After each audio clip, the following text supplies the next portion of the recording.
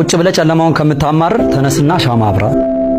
ዓለማችን ላይ 96% የሚሆኑ ሰዎች አማራሪዎች ናቸው ይለናል ጥናቱ። ለምን ታዲያ 4% ከሚሆኑት አመስጋኞች ማለት አትሆንም? ሁለት ህፃናቶች ተፈጠሩ፣ ተጠባብቆ ነው የተፈጠሩት። መለያየት አይችሉም። አንደኛው አመስጋኝ፣ አንደኛው አማራሪ ነው። አመስጋኙ ልጅ እንደዚህ ይላል፣ አምላክ ሆይ ከዚህ የባሰ ነገር ስላላመጣብን አመሰግናለሁ ይሏል። አማራሪው ልጅ ከጎን እንደዚህ አለ፣ ምን ከዚህ በላይ አምጣብህ፣ አጠባብቆ ፈጠረን ይሏል። ከትንሽ ጊዜያት በኋላ ግን ያልታሰበ ነገር ተፈጠረ። አመስጋኙ ልጅ ሞተ። የአማራሪው ልጅ ጣፈንታ ምን ሆነ?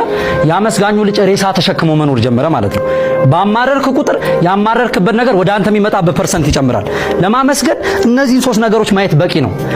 ምክንያቱም ማማረር የብዙሃኖቻችንን ደስታ ስላጠፋብን። የመጀመሪያው ይሄ የመግነዝ ጨርቅ ነው።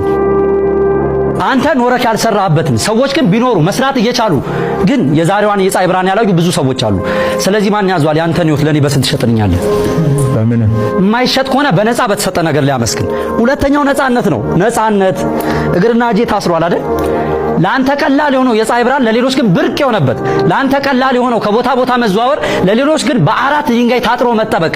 ነፃ አንቺን ነፃነት ለኔ በስንት ትሸጭልኛለሽ? የማይሸጥ ከሆነ በነፃ በተሰጣችሁ ነገር ላይ አመስግኑ። ሶስተኛ እንግዲህ ላውልቀው፣ ይሄንን ወጣት ተመልከቱት። 7 ዓመት መራመድ አለመቻል፣ ከ10 እስከ 12 ሴንቲሜትር በአንገቱ ብረት ገብቶ ለ10 ወራት መተንፈስ። ግን መንፈሱ ጠንካራና አመስጋኝ ስለነበረ ከዛም በኋላ 2 መጽሐፍ ጽፏል። ተመልከቱ እንግዲህ እናንተም ይሄን ቪዲዮ የምታዩ ሰዎች አይናችሁ ያያል። ይሄን ቪዲዮ የምትሰሙ ሰዎች ጆሮአችሁ ይሰማል። ይሄንን ቪዲዮ የከፈቱ እጆቻችሁ ይሰራል። ታዲያ ለዚህስ ነገር መቼውን የምናመሰግነው?